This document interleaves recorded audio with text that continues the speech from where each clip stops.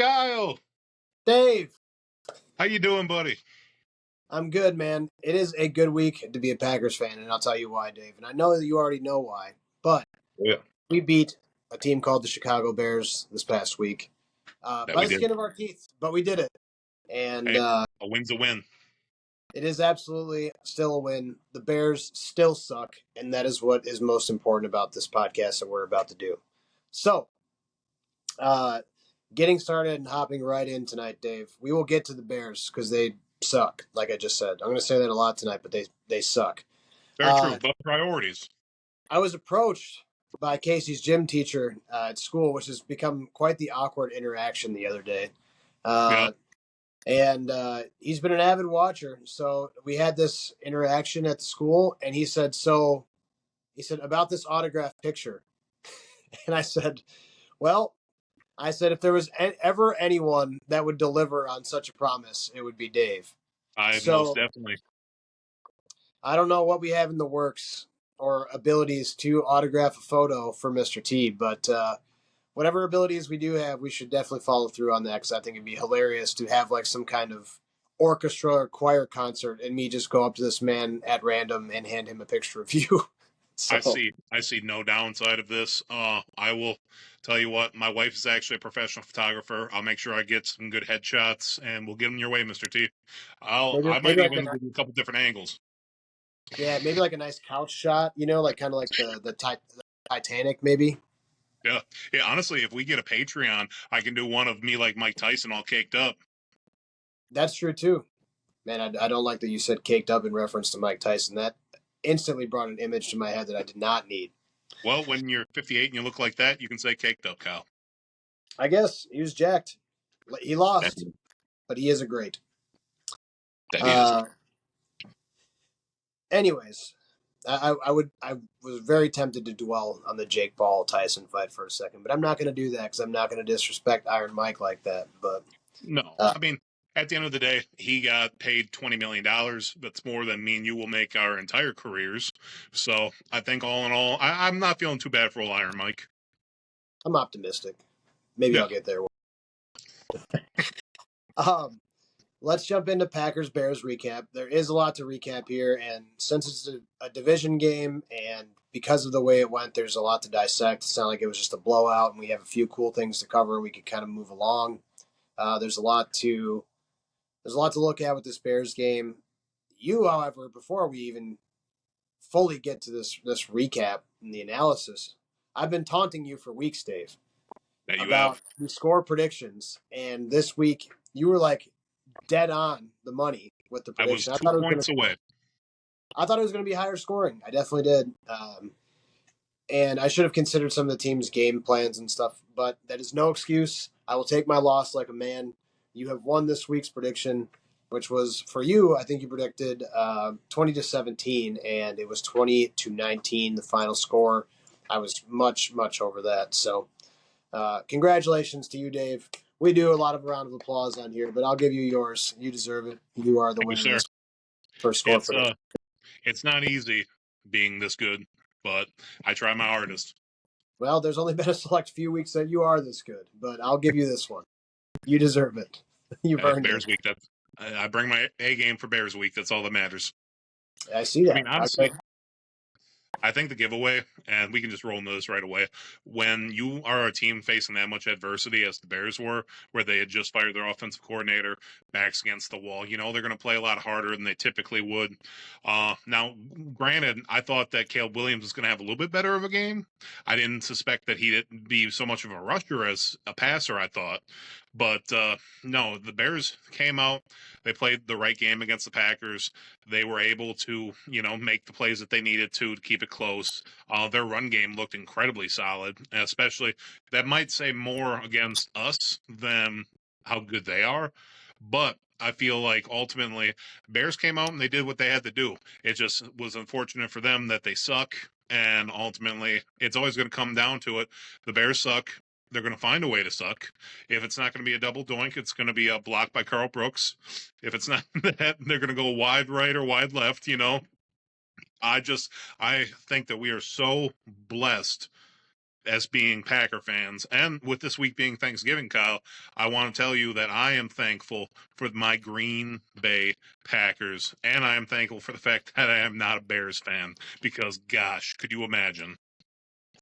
I could not, Dave. There's not many things in life that I imagine would be more terrible than being a Bears fan. And let's just backtrack in this to the beginning of the season, which is just going to resonate in my head for the rest of how this year plays out for the Chicago Bears, which is going to be disastrous because the Bears will bear, Dave. They will bear and they will suck.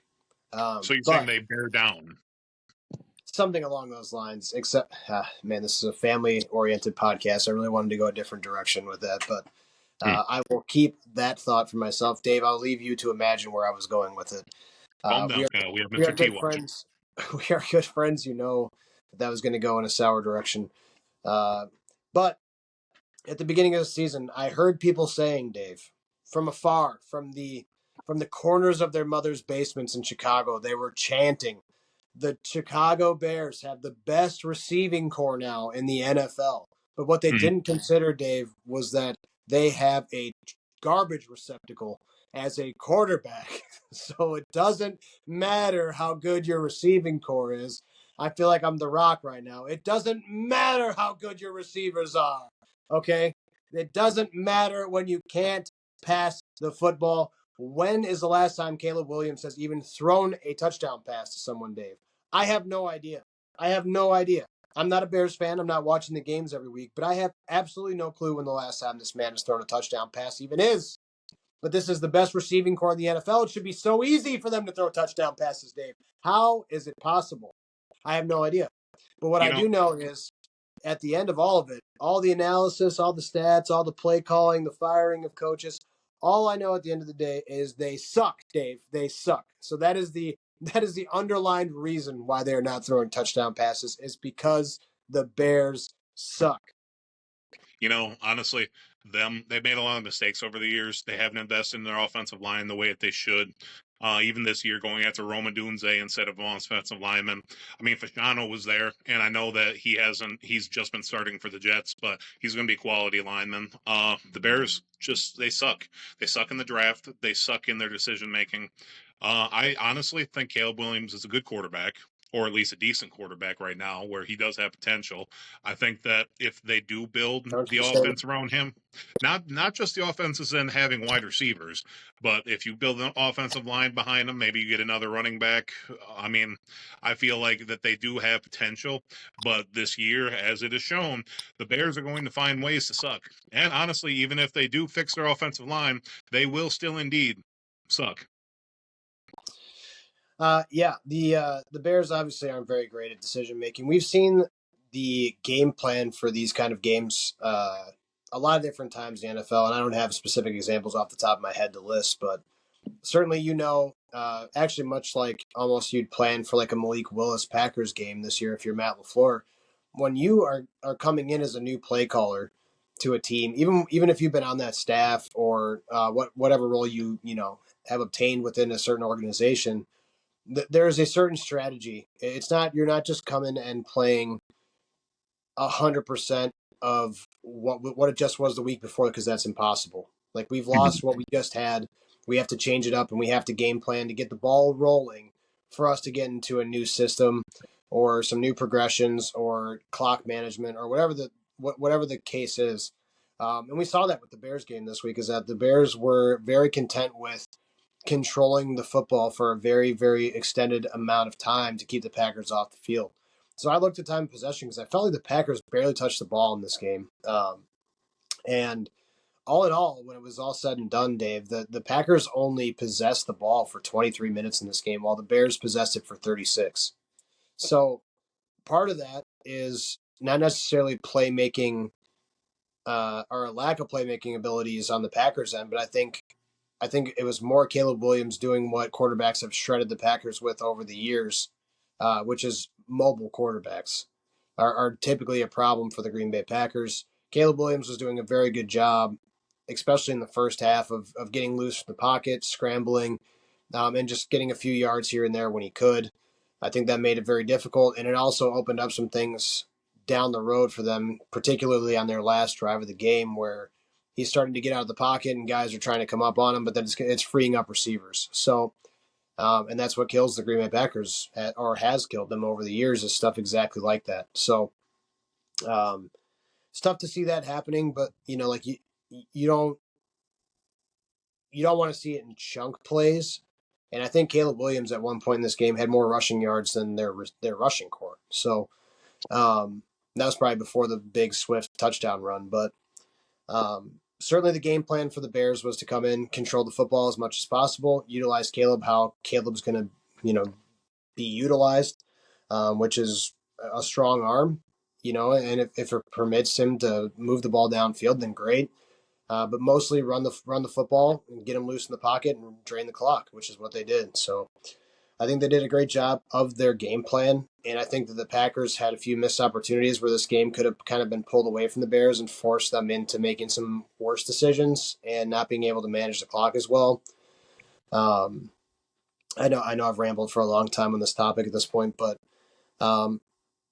overall, if we look at the game as a whole, I know that Jordan Love threw this interception. There's a lot of hyperfixation on Jordan Love's interceptions and the decision-making process. This is an interception that I didn't hate from Jordan Love, and here's the reason why. In the beginning of this game, I saw something out of Jordan Love that I have not seen from him yet this season consistently, which is that the progressions were there almost every single time going down the field. He's looking downfield, he's reading one, he's reading two, and he's checking down to Josh Jacobs. It happened a bunch of times, and Josh Jacobs is able to get loose and make plays when he catches the football. He's a playmaker. He's a guy that's going to hit you, lower the shoulder, and he's going to gain a couple yards, even if it's in the flat, right? So I saw that out of Jordan Love, and I like that. I was very, very confident that he was feeling well going into this game, seeing those checkdowns and those progressions get worked through, because we've seen him just, I wouldn't say panic. I don't think he plays panic ball, but I think that he makes some questionable decisions, and he's just like, nah. He's like, well, we'll just take a chance. We'll try to force it, and it ends up terrible. So I liked seeing him use those checkdowns, and I think Packers fans need to recognize that that is a change in Jordan Love that happened in this game.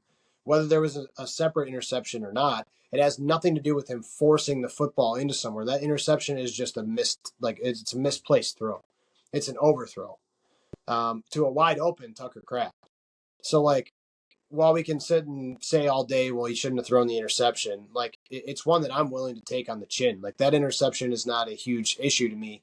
He's throwing off his back foot. He mistimes it, or, puts too much on it, and it's just an interception. It's a great catch, too, at the goal line. Like, I don't think a lot of guys are going to be able to catch that and intercept that either. I questioned it as soon as I saw it, and I was like, oh, that had to have hit the ground. And of course it didn't, because it's Chicago. But that's one I'm willing to take on the chin for sure.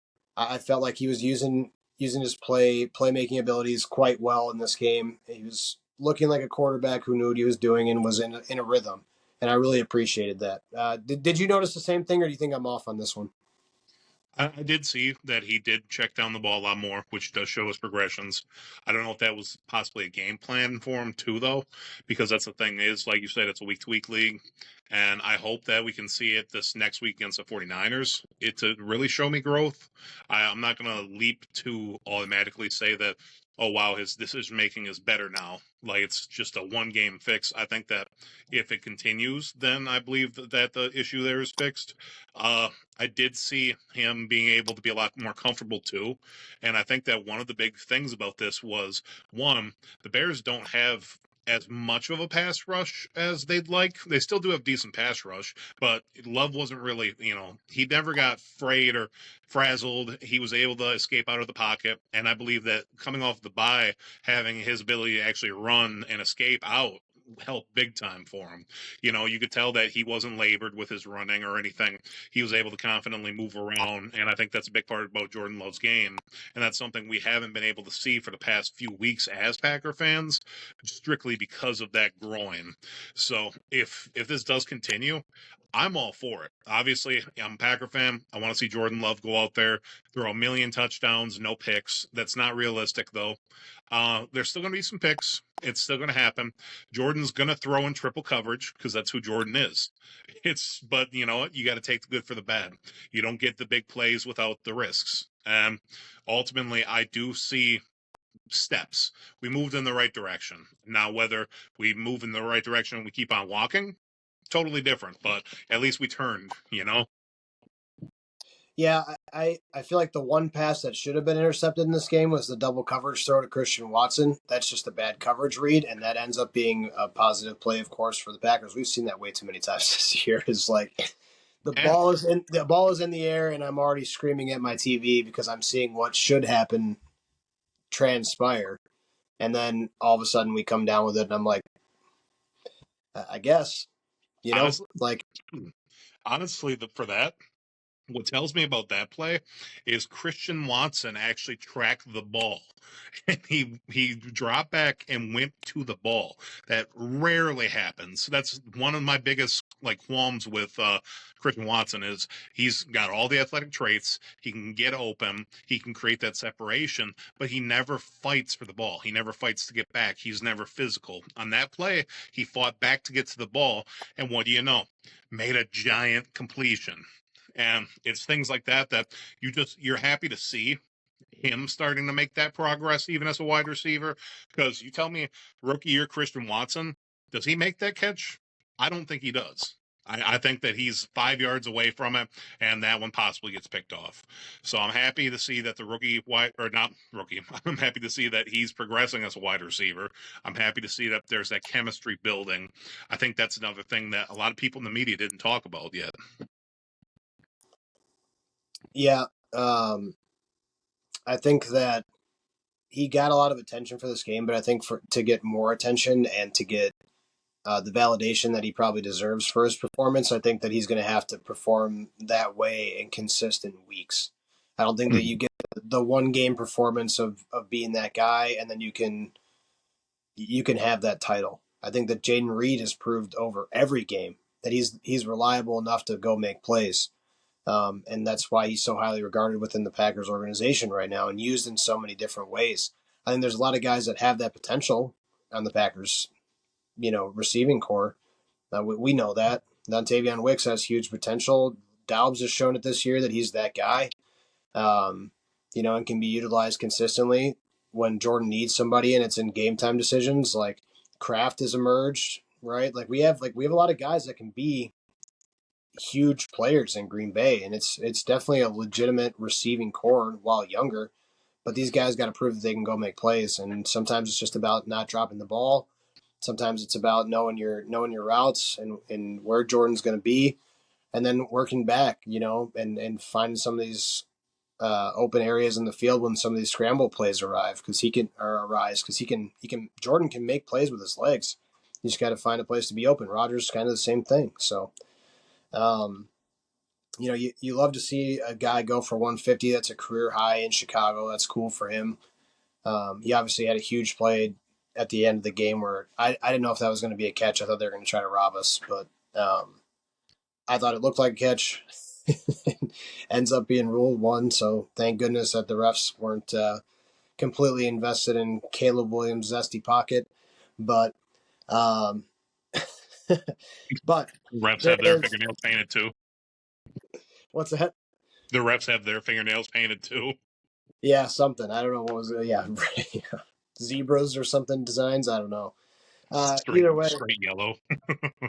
there was one particular drive that I have to talk about, Dave, and it was before the end of the second quarter, and the Packers at this point are up 7-3, and they're playing fairly well. Like I said, like I feel like we hadn't possessed the ball a whole lot, but that was obviously Chicago's game plan, and I think that, like I said before, they executed that very well.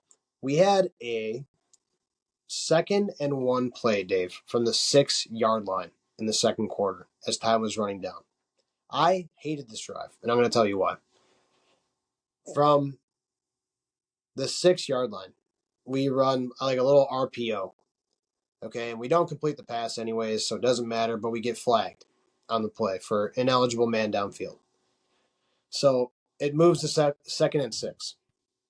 Then we go Jaden Reed reverse, which loses 5 more yards. And we end up in third and 11. Okay.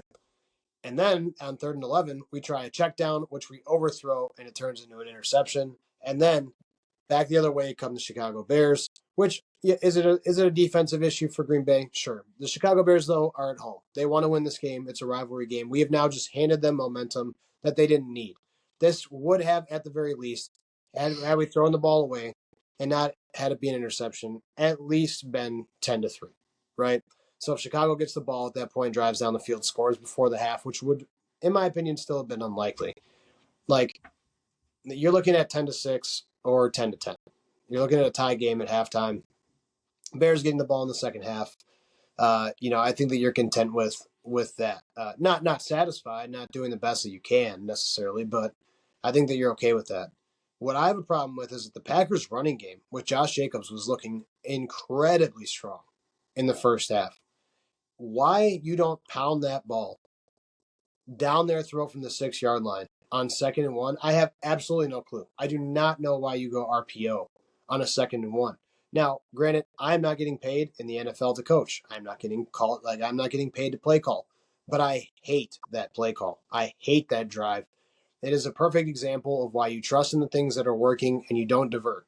But the flip side of that, and if I was arguing myself on this, I would say, well, you've supported Matt LaFleur 110% this year in his play calling, and you've said that he's been the guy that's delivered when we needed it. So like, why are you going back against him now? Well, somebody has to, Dave. All right, somebody has to say, Matt, pound the ball on second and one and give it to Josh Jacobs. The man was hungry for yardage. We need Josh in the end zone there, and if that's 14-3, I think that's a great spot to be.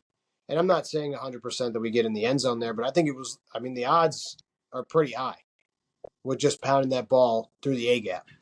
Yeah. So, um, that's my personal opinion. I don't know feel free to chime in on it if you feel that way. It was just a big swing in the game as far as momentum went. When Chicago gets the ball, they drive it down, they take a lead 10-7.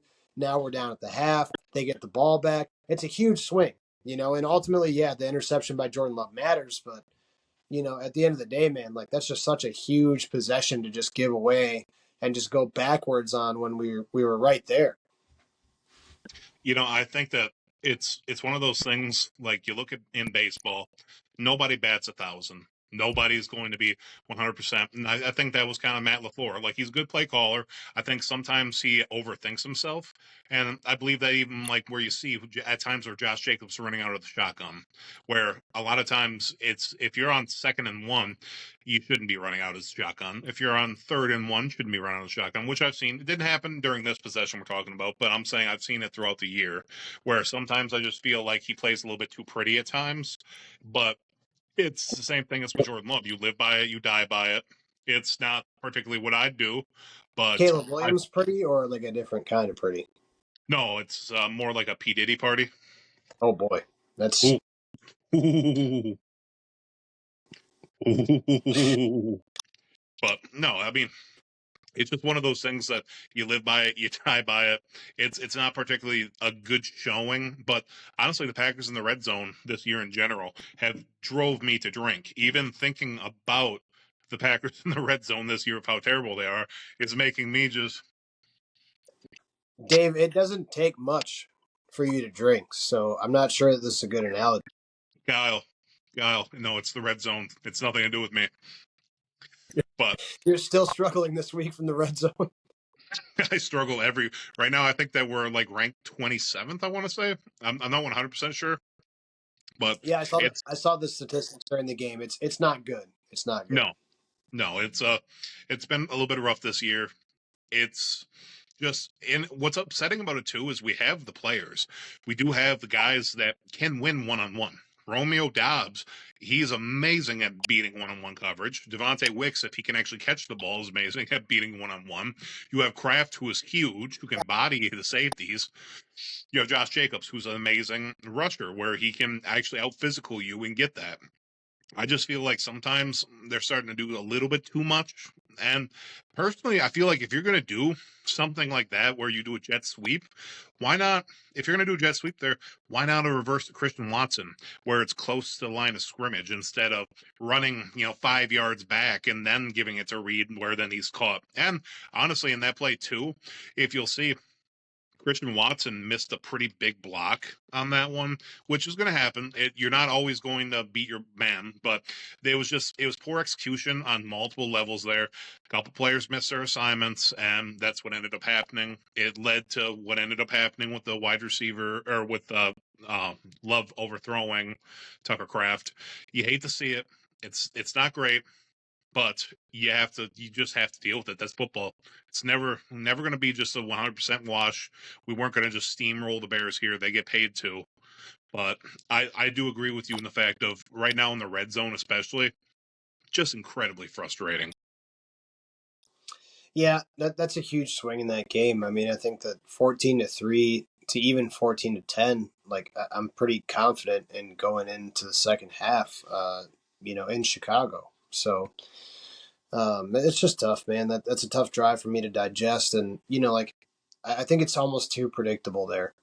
I think that when you see Reed go in motion, I think that you're automatically thinking just jet sweep first, and then you're thinking some kind of route off the motion second. So Sometimes you're overthinking it though, man. Like sometimes you're against your guy who's about 30 years younger than you, and you're just biting your glove, and I mean, you just you.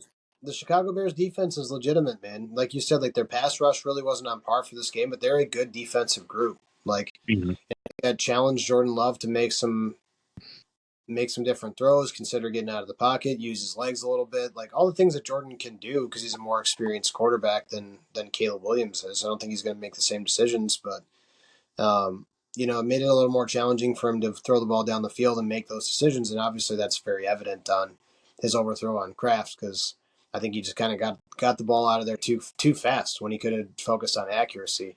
But I think he's a little bit worried about fine tuning some things right now because he's made a lot of mistakes, and unfortunately, sometimes that can lead to more mistakes when you're overly concerned about stuff. So let's move on from that drive. I just had to mention that because it was a really big standout drive to me in the game. We won't dwell too much more on Packers Bears, but uh, we know what we struggled with in that game was time of possession stuff, and allowing Caleb outside the pocket, using his legs. The running game for the Bears ended up being good in the second half and stuff like that. I thought we did a pretty good job defensively in the first half, but the Bears are a struggling franchise right now, so it's not saying a whole lot to hold them back from passing touchdowns or anything like that. If they're still moving the ball, they're moving the ball. You can still lose games in this league without Caleb Williams throwing touchdown passes, which is wild, but it's true. And that just is a testament to the Bears defense and how good they are because, I don't know another team in the NFL really that could win games without their quarterback throwing a single touchdown pass for weeks on end. So, give the Bears credit where credit is due. They're a good defensive group, and if Caleb and the offense gets it together, it's a scary franchise for sure. But for right now, they suck. Two key fourth downs in this game, Dave. One which I really didn't think the Bears were going to snap the ball on. I'm actually shocked that they did, even though it was like 4th and 2 from I don't know, somewhere near midfield.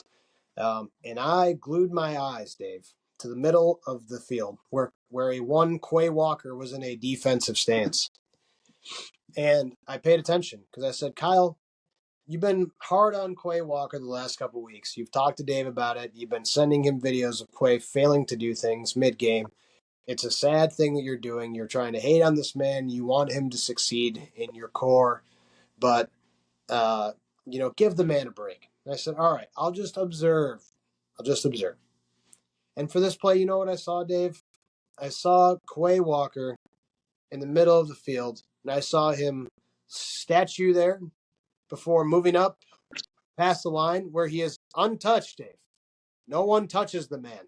4th and 2 is a short yard situation, so we know the ball, if it's a pass, is coming out very quickly. And Quay gets past the line up there and scarecrows himself in front of Caleb Williams and stands there and puts his hands up, and Caleb checks it down 2 yards and first down Bears. So I said, you know what? I said, we'll give him a break on that one. There's got to Kyle, be a Kyle, reason that Kyle, I'm going to stop you right here. I'm going to stop you right there. I know you have another point here, but I need to point something out that I don't think that you saw during that play.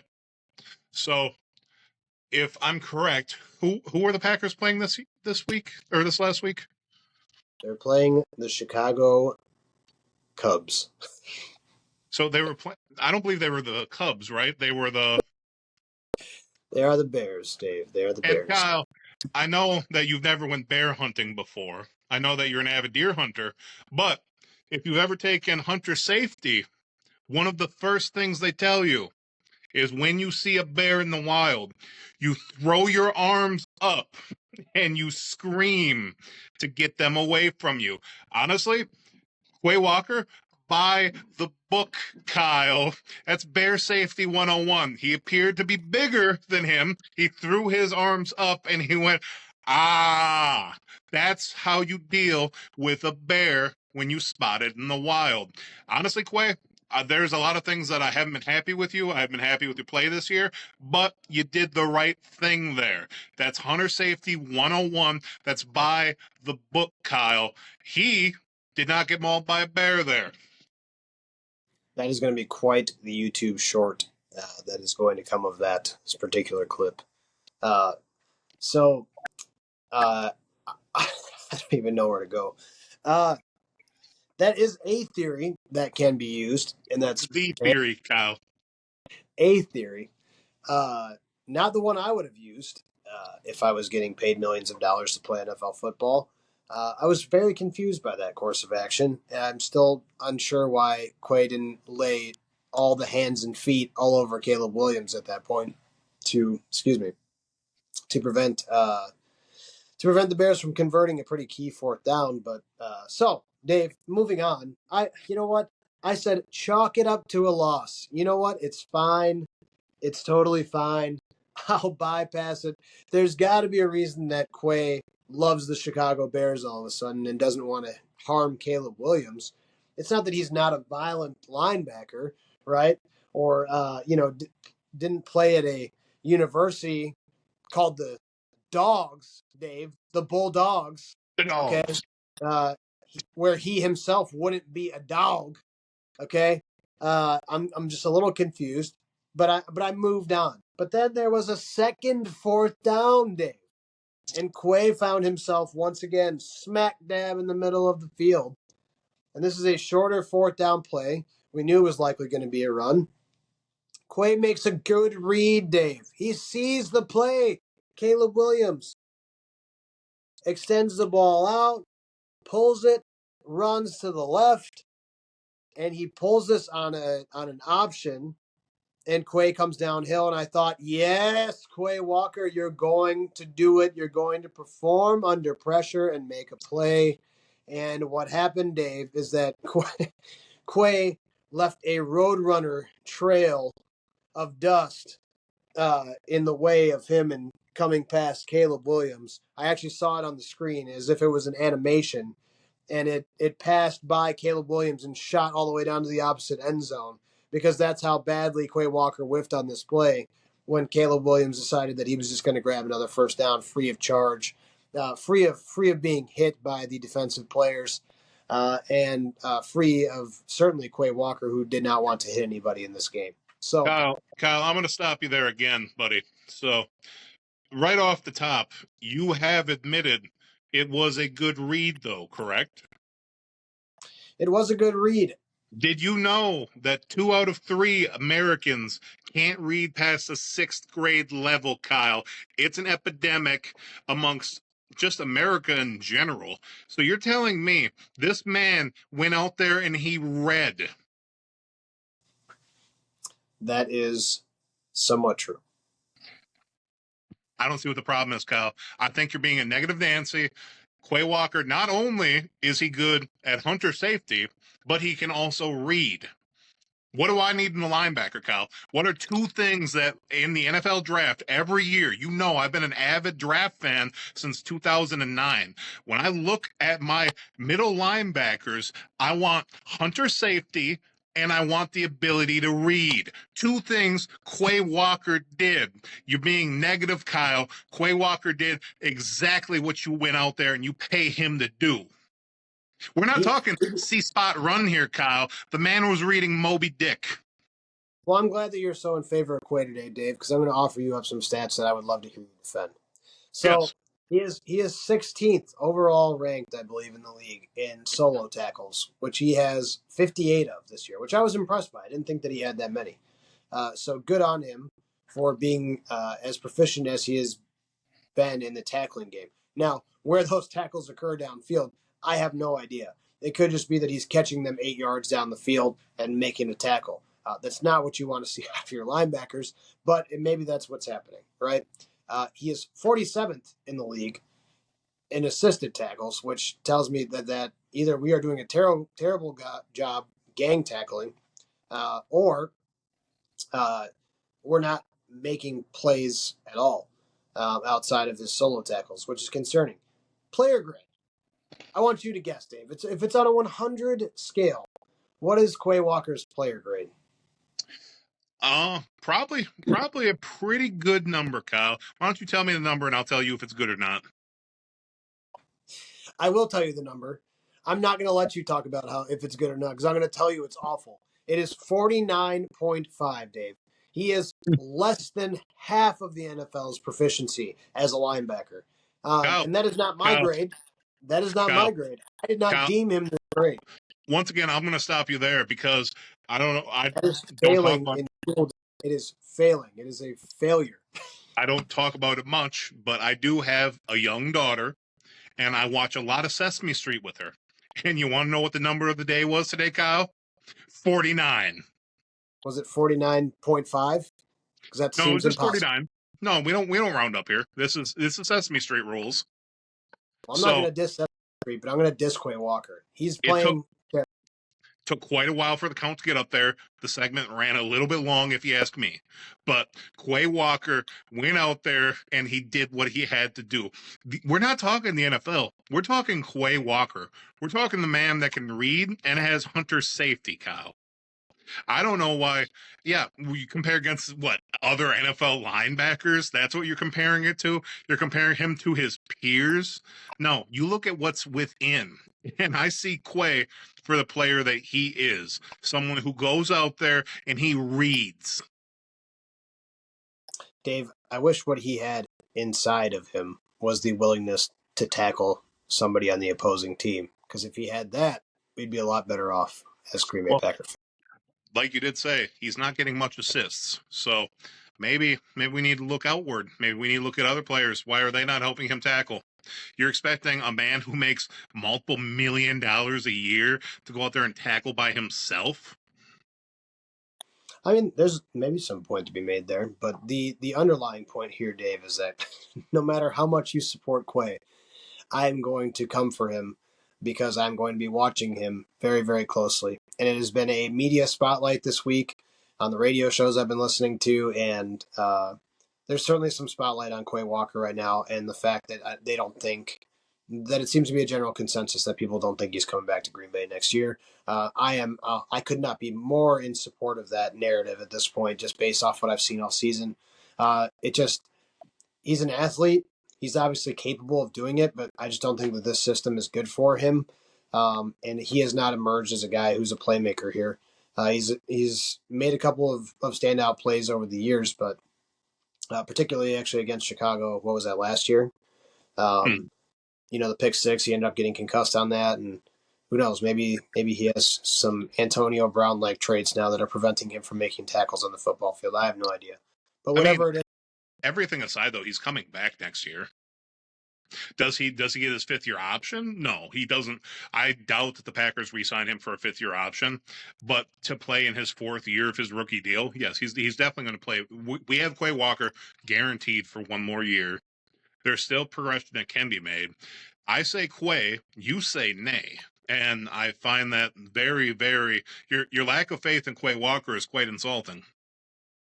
I love the aura around him coming into Green Bay, and I love that they're like all about this like Georgia defense they're putting together with all these kids from Georgia and like bunch of dogs, like I Dogs. I like it, man. Like I like that whole the whole stipulation around Green Bay's defense, and like there's a lot of athletic dudes that are going to grow and be great, Stokes and Bullard and all these other dudes, man, like that are coming together to like form some Wyatt too, right? Yeah, Wyatt was also. Yep. But no, Oh, I agree. Quay Walker's underperformed. He's not playing great. We talked about it weeks ago where I suggested that even just Wilson playing in the Mike role would probably be better for this defense. Quay needs to step up. He needs to play better. I think that his problem is that most of the time his reads are actually off. So the fact that he was able to get out there and read was an amazing thing. But it's just he can't put it together. It's sad to see, especially for a first round pick. And you see guys that were picked after him. I'm not going to name names, but there were a lot better picks after the fact. But you can do that in any draft. But yeah, it's been a I little mean, the bit under. Packers do what they normally did, or did what they normally do, right? In this situation, they took the guy that is a bit athletic, that they can coach up, that they have dreams of making into something maybe a little bit bigger than what he was at the college level. I just think that it's frustrating as a fan to see some of these younger guys consistently fail in their assigned roles, and Quay just really hasn't stepped up. And it showed him like having a bench talk with the guys during the Bears game, like on the camera, and I'm like, dude, like you are literally, quite literally, one of the problems. like, so unless he was standing there telling him, I can't tackle anybody. You guys need to tackle for me. I don't understand what he was school circling with the guys over there. It was really confusing to me. He's like, I'm the issue. Like, hello, I'm Taylor Swift. Hello, it's me. I'm the problem. It's me. I You have know, no idea. you know what it was is sometimes I told my wife this today. I'm just like sometimes she goes off on her rants and everything, and they were just kind of looking at him like I look at her, where it's like, okay, I'll listen, I'll let you cook, but that doesn't mean I'm going to eat it. Yeah. That's So I don't know, man. Like I think he's trying. I just don't think that I don't think that your pep talk is going to motivate too many guys when they know you're playing like crap. So, but let's move on from Quay. I bashed him enough. There is an interesting segment that we should get to tonight, in terms of uh, our running game in Green Bay and some of the transactions that transpired over the offseason, which the biggest of which probably for the Green Bay Packers was obviously McKinney. But then we have um, then we have the acquisition of Josh Jacobs and the release of Aaron Jones, and it's quite the undertaking to make those kind of moves, especially when the fans aren't going to be happy about it. So, Papa, Papa. good mama. Good mama. Sorry about that. I was just Parker, Parker, one of my bros is over hanging out, so Parker, everyone. Um, no, it's totally fine. I had like little feet stampeding like 2 weeks ago when we did ours, so I totally get it. But the argument and the segment that I know you and I were kind of interested in covering, which I loved, was Aaron Jones versus Josh Jacobs. Kind of then and now. Like where do we feel like this is now that we're more than halfway done with the season, and do we feel like we've won this? And I know what your answer is going to be, but you can give it anyways. I have some stats to give to you before you make your decision, which I know you've already made. All right. go So ahead. if we're only strictly talking about this year, okay, and I didn't look at the ages. I should have looked at the ages of both men to see where they're at. I know. I think Josh Jacobs is just a tad younger, if I'm correct. So we can. I wish I had. I believe Josh Jacobs is 24, 25, and Aaron Jones is 29. Yeah. So Josh is a little bit younger. I wish I had like a Jamie from like the Joe Rogan podcast, and I could just be like, "Hey, Jamie, look that up for me," and No, then we need to get we need a lot more Mr. T's before we can afford that. yeah, that's true. Um, but if we're talking strictly this year, okay, and this is updated from last week. I'm just going to read them off here. All right. So I looked at receptions and just carries and then obviously touchdowns. All right. So we have Jacobs with 176 carries this year for 838 yards. So he's definitely going to hit his threshold of 1,000 yards this season, which is great. For a first season in a franchise that's new to you and figuring out the scheme, like I think that's really promising for Green Bay. So really positive with 4 rushing touchdowns. On the opposite side, we have Aaron Jones's 2 touchdowns to Josh Jacobs' 4. We have 157 carries, so I guess like just 20 or so less than Josh Jacobs, but only 692 yards. So he's trailing behind by, I don't know, roughly 170 yards or so. And actually it's 140. Sorry, I screwed up that math. Mathing for Marines is really hard. So well, I'll give you a it's a credit. miracle. It's a miracle I even got within 40, to be honest with you. But and then we have receptions, and Jones has 6 more receptions for about 80 more yards. He has 262 with a touchdown. Jacobs, 23 receptions, 186 and a touchdown. So realistically, like if you're assuming that Aaron Jones is on 20 more carries is going to produce 140 more yards, then he's on track with Josh Jacobs, and maybe you think that that's an equal kind of trade-off here. But I don't see Aaron Jones, like 20 carries is, a pretty typical like 1-game average to me. Like you're carrying the ball maybe on a day where we need to run out the clock, you're carrying it 20 times. On a day. Let me just cut you off here, Kyle, because I know we're short on time right now. But ultimately, it comes down to the fact of the Packers made a move towards youth, and it's not just about this season. Because the thing is coming next season, does Aaron Jones play for the Minnesota Vikings again? I don't believe so. I think that he either floats to a different team or he just flat out retires. And I think that as much as it hurt to see him go, ultimately the Packers got themselves a bell cow. They got a guy who doesn't check himself out of the game nearly as much. And the thing is, too, is you got to remember, this is a prove-it year for Aaron Jones. He's going out there playing to his best where there was a level of comfort that he had in Green Bay. Aaron Jones checked himself out of a lot more drives than Josh Jacobs does. Granted, Jacobs, you'll see it every now and then. He'll run the ball 3-4 times consecutively. He'll do a little pat, but Aaron Jones was getting to the point where he'd run once and he'd do that little pat to get himself on the sideline. I feel like if you throw Aaron Jones on the Packers, say nothing changes except for the fact that we have Aaron Jones again this year and we don't have Josh Jacobs. I don't think that Aaron Jones puts up those numbers. I think that comfortability in the offense and being able to have the leadership that he can do what he wants, I think that he ends up getting less yards. I think he gets less receptions, and he already had injury problems this year with his hip for the Vikings. Who's to say he doesn't have that as well for the Packers?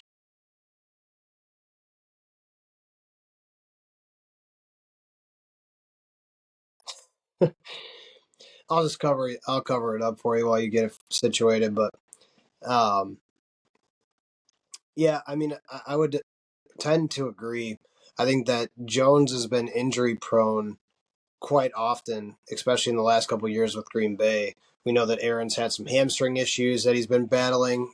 We know that Josh has been a reliable guy all season, so it's great to see the production with the healthiness of each guy. And Josh is a guy who's out there. He's out there fighting for each yard, man. So it's very likely that he is more banged up at this point in the season than Aaron Jones is just from contact down the field. And Aaron, I'm not picking on the guy. I think that he's a great running back. He's just a little bit older, and some of these guys start to hit their threshold and slow down. They say with wide receivers that it's around the age of 28 that guys start to really slow down.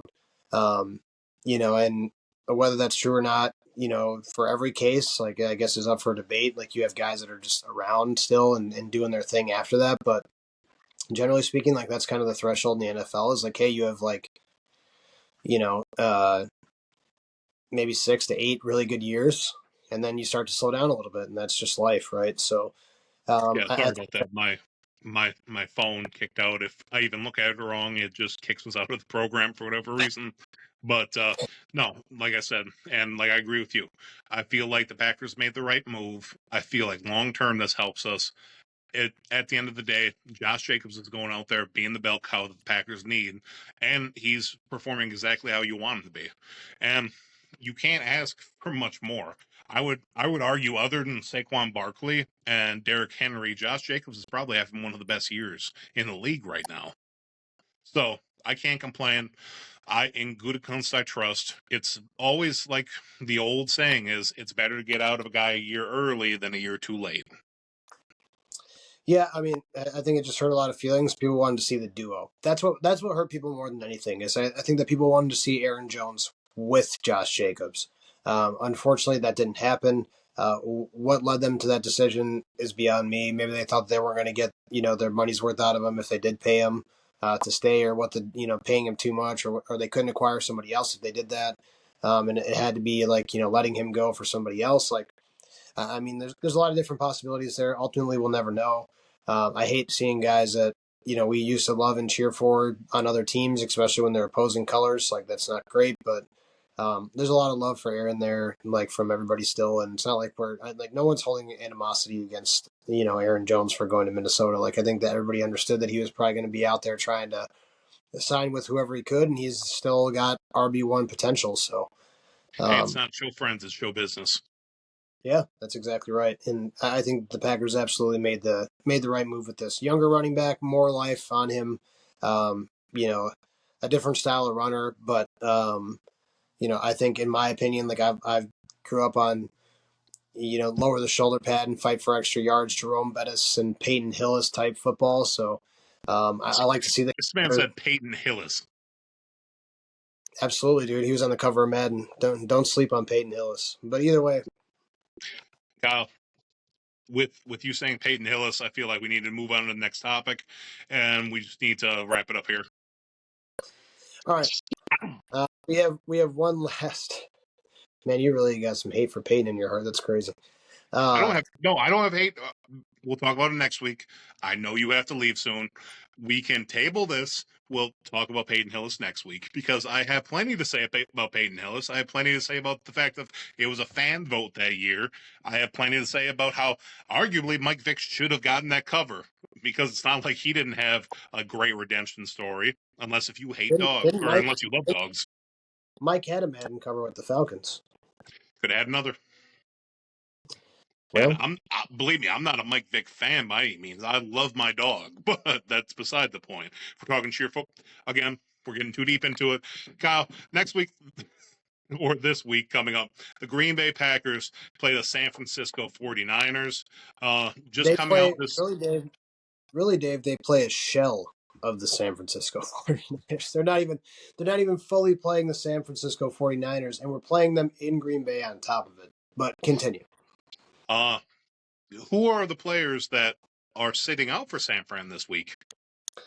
So we have a quarterback change. So because Brock Purdy is going to be injured and out for this game, unless they miraculously give him the Aaron Rodgers Percocet diet, and he is good to go for Sunday. Then Brock Purdy. Unfortunately, Kyle, it's not Brock Purdy's knee; it's his shoulder.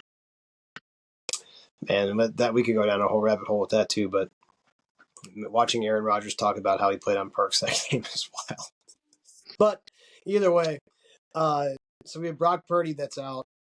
We have Bosa who's going to be out, and then we have Trent Williams that's going to be out. And I guess that's in no particular offense or defensive order because I'm unorganized. But those are the three key names for San Francisco.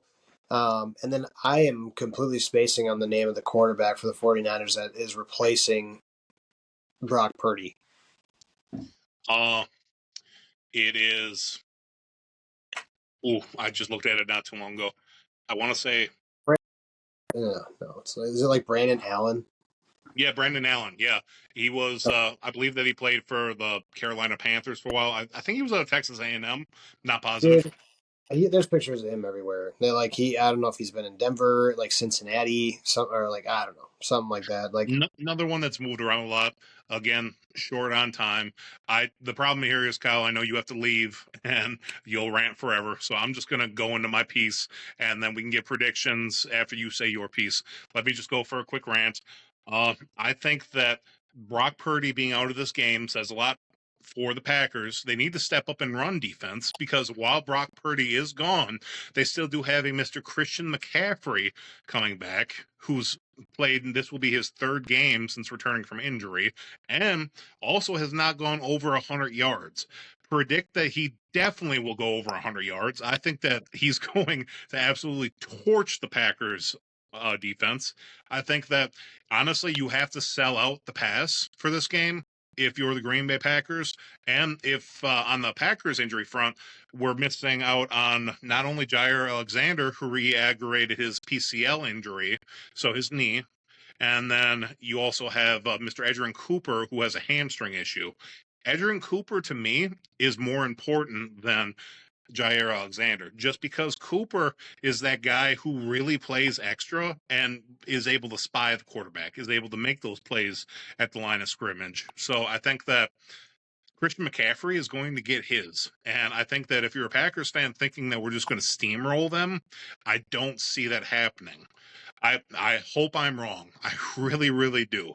I think that the fact that they have Trent Williams gone might help our pass rush. Maybe Gary gets a couple. Maybe I'm completely wrong and the Packers steamroll them. I don't see that happening. I think this game is close because Christian McCaffrey is going to go off for 150 yards. He's going to get 2 touchdowns, maybe 3, and it's going to stay close enough. But I do think that the Packers ultimately get more on offense than Christian McCaffrey does. Give me Packers. Give me Packers 34 and 49ers 21. It's a closer game than it should be, but it's still going to be a win by the Green Bay Packers.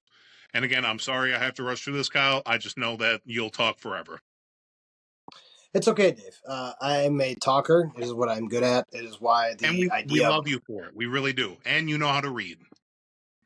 I do know how to read. That's true. I am going to align with your thoughts here, particularly where you said um, that we cannot overlook them and think that because of these injuries on San Fran's side that this is not a threat as a team. Let's not forget who plays for the San Francisco 49ers. Of course, Christian McCaffrey, which I won't double dip in, who is an absolute force to be reckoned with. But let's also remember that the backup running back for San Francisco was absolutely having a heyday this year before Christian McCaffrey came back and just absolutely eating up defenses. I can't recall his name off the top of my head, but I know I wanted him on my fantasy team because he was Jaleel McLaughlin or something? McCollin? No. That's a Denver guy. It's a I don't know. I'll remember his name before. Is it the kid out of Wisconsin?